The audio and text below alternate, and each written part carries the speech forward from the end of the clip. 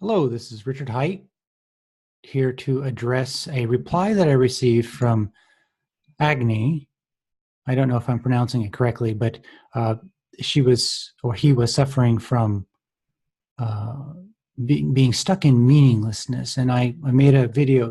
He or she had read or had seen the video, Your Two Biggest Fears. And I highly recommend that you, if you haven't seen that, to check that out on my channel, as it's fundamental to the awakening process and is a large hint as to the cause of anxiety and depression. But this person is stuck in meaninglessness and asked me a specific question about it, to which I made an answer. I had not heard back from her regarding my reply to her, so I made an answer.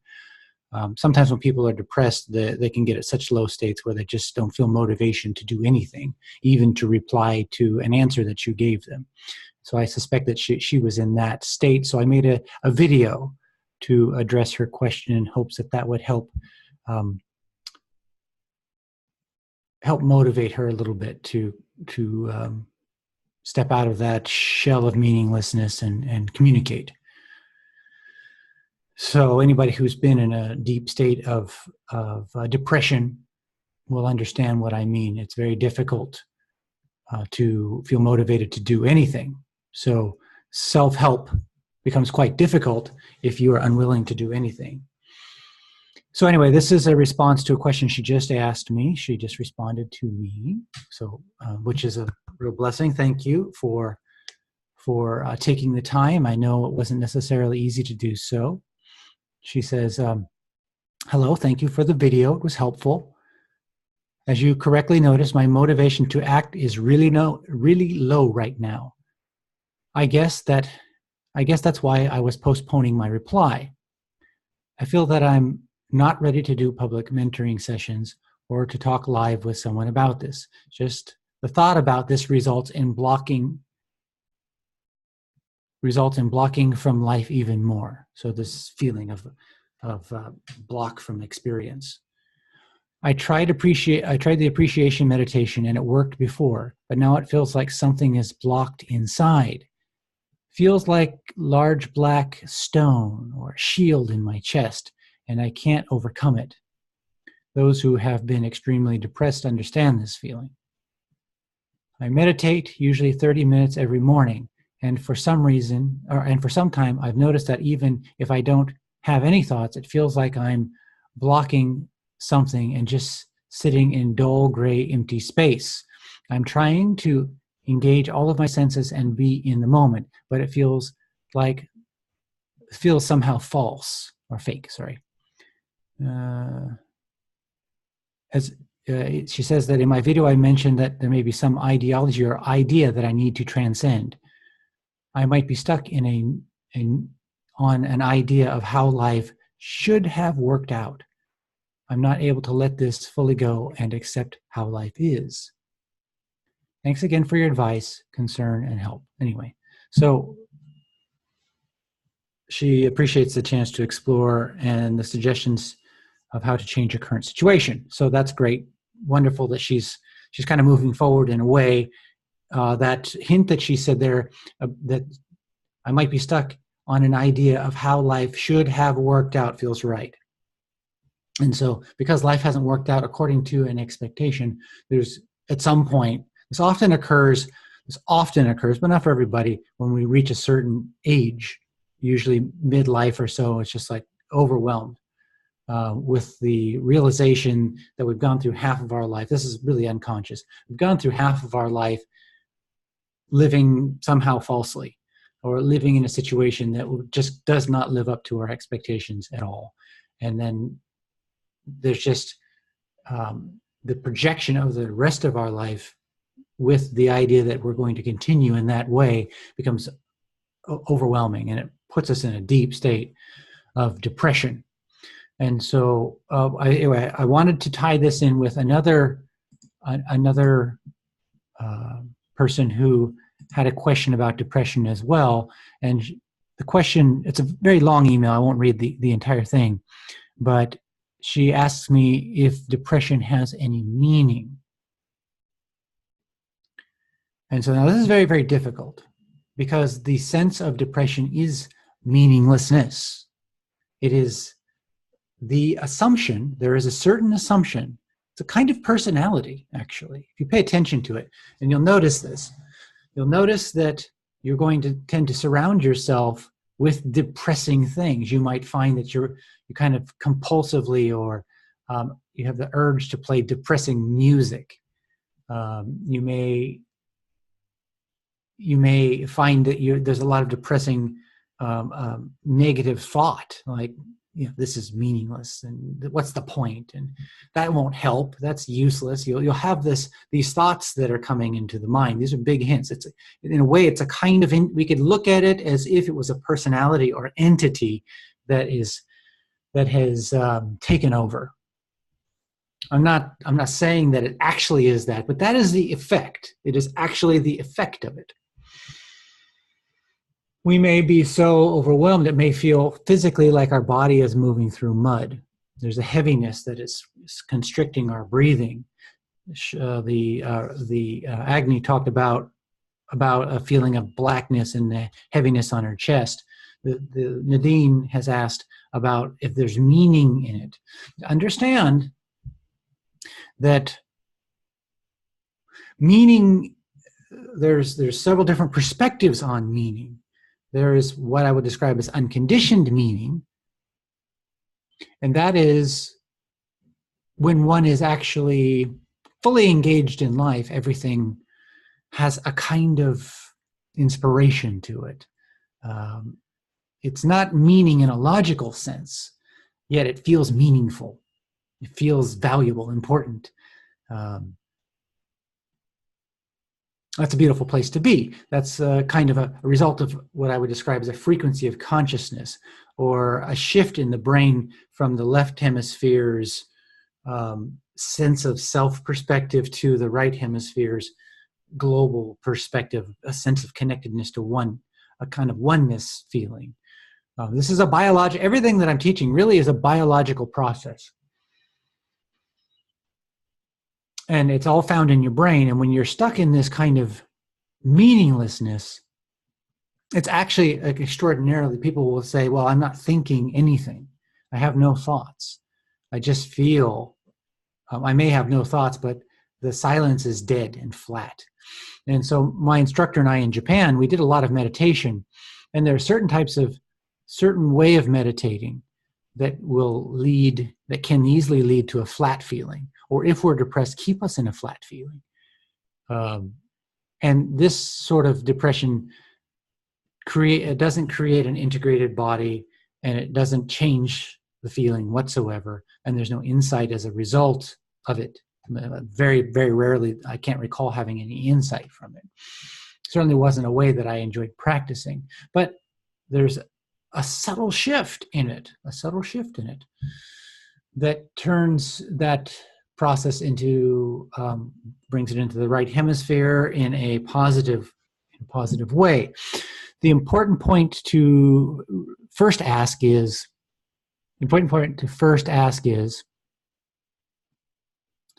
what are the compulsions? What is the atmosphere in which you are in right now? And by that I mean the external atmosphere, and I also mean the internal atmosphere, and I mean the atmosphere of the narrative in your mind. So if there is a,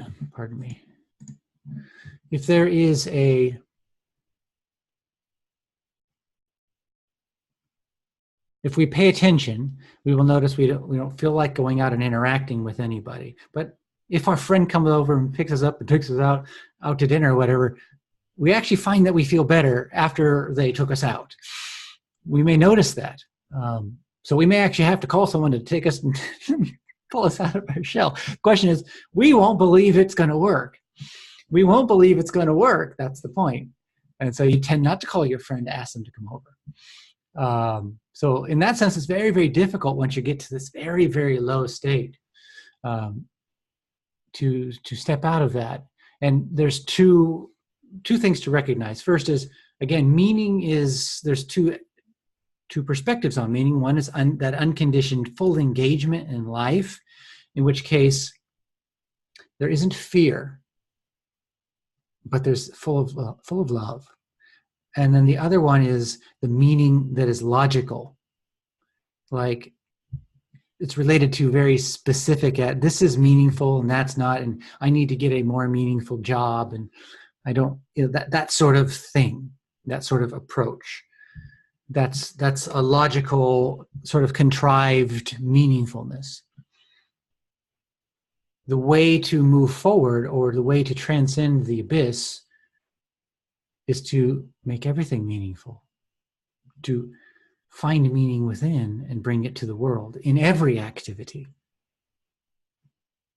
Now,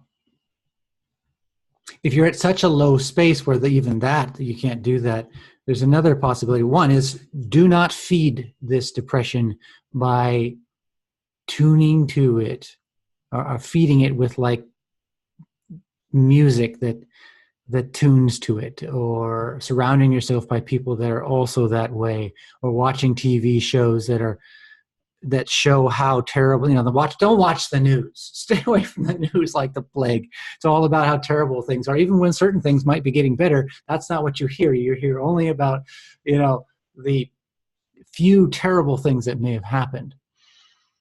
So you start noticing those things, and you're gonna start omitting those things.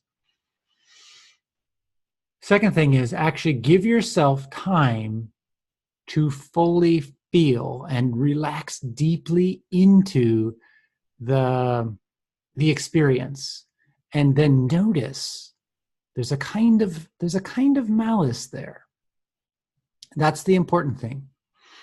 It's not just that it feels flat and dead. There's a certain negativity there, a certain malice that's there. And what is that malice directed toward? Almost invariably, it's directed towards the self. And it's a result of either very long-term judgment against the way we've lived our lives, or sometimes it's a very specific decision or mistake we've made that we have then blamed or shamed ourselves for and could not forgive. There's a number of ways that this can occur, but it can sort of build up over time, or it could even be something that we were a trauma when we were a child that we have actually blamed ourselves for. Maybe our parents divorced, and a lot of children just blame themselves for that, and they never actually digested that and got through and saw the hypocrisy of that self-blame. And it just travels through the life, and they get to a certain point, and it suddenly just reveals itself, and they don't know where it comes from. And it's just meaningless, feeling, black, heavy feeling, and I don't want to continue like this anymore. It's not worth it, and there'll be all kinds of narratives in the mind.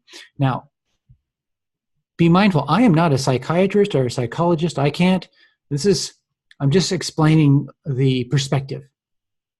This is an option. I'm not recommending you do anything specific. It's up to you in your life. Talk to your psychiatrist first if that's if you want to do something. Talk to your doctor. But we can relax into this deeper and start noticing, because we don't want to get out of this. We don't want to get out of this. We want to see it for what it really is. We really want to see it for what it is. And then once we see it and recognize that it is not us. See, if you're identified, even if you see it, but you're identified as it being you, you will continue to give it the microphone of your life. You will continue to allow it to speak through you, to experience through you, to dictate the experience of your life. But if you're able to see it and recognize the hypocrisy, there's going to be a narrative, a judgment in there somewhere. And until you see how useless and how unhelpful and how truly selfish that perspective is, I don't mean it's selfish against you, but I mean it's just feeding. There's a sort of glory in the misery. It's really an ugly place to be. And when we realize that we wouldn't wish that on somebody else, And then when we realize, why are we wishing that on ourselves? It's kind of a hypocrisy, because somebody surely loves you or did love you. Certainly I love you.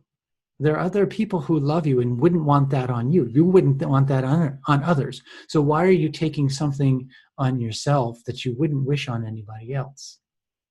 It's not helpful to you. First of all, it's not helpful to you. It's not helpful to anybody else. This energy that you're in will only make life worse and make the further increase or dramatically increase the chances that you will make even greater mistakes through which you will feel self-blame and judgment and shame and that sort of thing. So there's really nothing beneficial. This is purely a very, not purely, 99% of this experience is detrimental to the mind and the body. But there's always that 1%. And that 1% is a little shift of awareness. First you relax into it, and then you notice, where's the malice? Where's the malice? Where's the judgment? Where's the blame? Where's the shame? Where's the hypocrisy in it? Is it helping anybody? Is it helping? That's a place to start. That's a place to start. Then when you start realizing that, you're going to stop feeding it. Notice the way in which you have been feeding it in your life. You might find that you're constantly in a dark room. Get outside into the light. You might find that you don't do any exercise. You're sleeping all the time. Do even little things if you can. You may need to drastically change your diet. It's possible. I've seen this happen to other people. To some extent, it occurred to me that because of, it appears to be some sort of autoimmune disorder. It comes from your body just not being able to digest certain things, or maybe having reacted to certain things. Maybe it's because a round of antibiotics threw your digestion off and you're just not able to digest things anymore. And your body is actually attacking itself, and your brain is being attacked by your own immune system. And that might be leading to depression. So you may have to drastically change your diet to eliminate that. In my case, I discovered something that was very, very helpful for me, which was, and I'm not recommending this to anybody. I'm just saying it's an option. And it sounds nutty. It sounds absurd, actually. Quite literally, I went on a meat-only diet. Meat, salt, water for 2 months. And that was to recover from rheumatoid arthritis that was damaging nerves. And I lost the motion of my arms this last year. But I also noticed that that it definitely affected my mood. And so there was my body was clearly had been in a reactive state towards a lot of foods. And why that happened, I cannot say. I mean, it was probably a round of antibiotics, but who knows? There's very little research into this into digestion. The doctors that had discovered the damage in the neck and the nerve damage, and they told me that it was unrecoverable, that would just continue to deteriorate, and I would lose the function of my left arm and my right arm. Imagine how depressing that could be. I got to a point where I couldn't even type. I couldn't lift my arms high enough to get the keyboard. I couldn't move my fingers. But in my case, I could feel that it was something with the digestion, and then I felt drawn to just only eating meat. I looked that up and found out that it was a possibility. You could actually do this. People live this way, surprisingly, and they don't die, according to what they say. It's hard to believe, but I thought, okay, well, a couple of months of this, my intuition's guiding me to this. A couple of months of this probably won't kill me. Scurvy being the main danger. If you need to take vitamin C, you may be allergic to soy. A lot of vitamin C has soy in it, and you might have an allergy to that, which would screw up everything. When you do this diet, you can't cheat. You have 100%. You have to stick with it. You will be tired as hell. If you do something like this, you'll be tired as hell for the first 3 weeks, maybe, because your body has to actually learn how to digest the fats in the meat. But once your body makes the shift, a couple weird things will happen. Your body odor will just disappear. The typical kind of sour body odor will just disappear. And bowel movements will surprisingly become smooth and easy as could be. I mean, just really amazing, and without odor, which is really quite amazing. I mean, at least that surprised me. And things work very well. But if you were concerned about, vitamins and minerals, the simple solution is eat the meat and the organs, or eat meat and oysters, or something like that. Oysters have a lot of minerals, and they're pretty much on par with organ meat.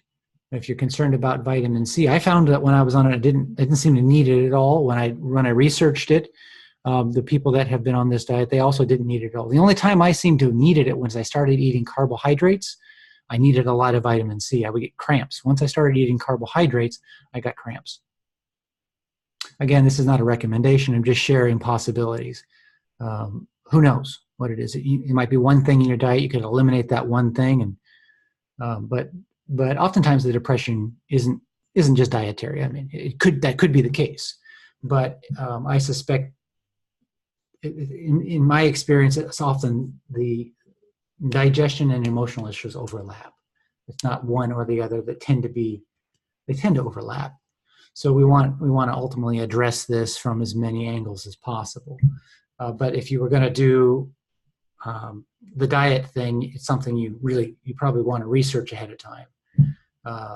Don't add other spices because you might be having a problem with them. Just keep it simple. Chicken and turkey might not be a good idea. They have certain tryptophans in that can cause you to feel sleepy and tired. And if you're depressed, after a turkey meal, like everybody sleeps, so tryptophans in the meat. If you're already depressed, you probably don't want that effect. So hopefully this helps. As a summary, relax into the process and notice what's really going on. Start eliminating the way in which you have been feeding the depression. Start noticing the hypocrisy in the inner voice and the feeling. And start applying words. There's going to be a certain feeling. And start feeling your way through words that describe that feeling. Make sentences to describe that feeling. So there might be that heaviness in the chest. You describe the feeling, heaviness in the chest, but there's going to be a certain narrative, a certain word, a certain sentence that when you say that sentence, it's like, bam, that hits that feeling, like, I'm not good enough, or life isn't what it's supposed to be. Or there may be some specific word, sentence, and the more accurate you get the words, the more it will hit that point of vibrate with that space, that feeling of depression within that's pulling us down. And so you want to actually know what that sentence is. You want to know what it is and actually look behind that sentence to realize how truly absurd it is, how hypocritical it is. That it's okay for you to inflict that on yourself, but you wouldn't inflict that on other people. If you would inflict that on other people, then you're in a real mess. You're in a real mess. So long as you realize you wouldn't inflict that on other people, but you are inflicting it on the self, that's the beginning of realizing the hypocrisy of it. Because this, at a fundamental level, is not different than the fundamental thing in everybody else. And you've learned to put a certain interpretation on this. It's a self-detriment, or it's a kind of deceit, really. It's very deceit. It's a lie. It really is. It is a lie. Whether you recognize that or not, that will just depend on how deeply you research the feelings that are going on. I recommend writing them down and really finding the right words to describe the judgment, the malice. That's what it is. It's malice. And then when you find it, let it go. Let it go. Let it go. And notice the things in your life that have been feeding that thing, feeding that sentence structure, feeding that idea, feeding that feeling. Let them go. Let them go. Replace them with something positive. If you need to get a UV light in your room. If you got your room, you're turning off the lights and the room is dim and dark, if you need to get UV lights, get some UV light so that it lights up the room and gives you that feeling of having a little bit of sunlight on you. Take some vitamin D. That's another thing that can help. Again, be careful of the ingredients. When I supplemented with vitamin C, I would use just lemon or lime juice, or pine. I would make pine needle tea, many times more vitamin C than is in lemons or limes. But with vitamin D, you may actually have to get a pill supplement. Try to be careful of the ingredients, specific allergens like soy and gluten and that sort of thing. Just be careful of the choice you make in that sense. I hope this helps. If you have any other questions, I'm happy. If this video has stimulated other questions, I'm happy to answer them. So please feel free to contact me. Thank you so much. Bye-bye.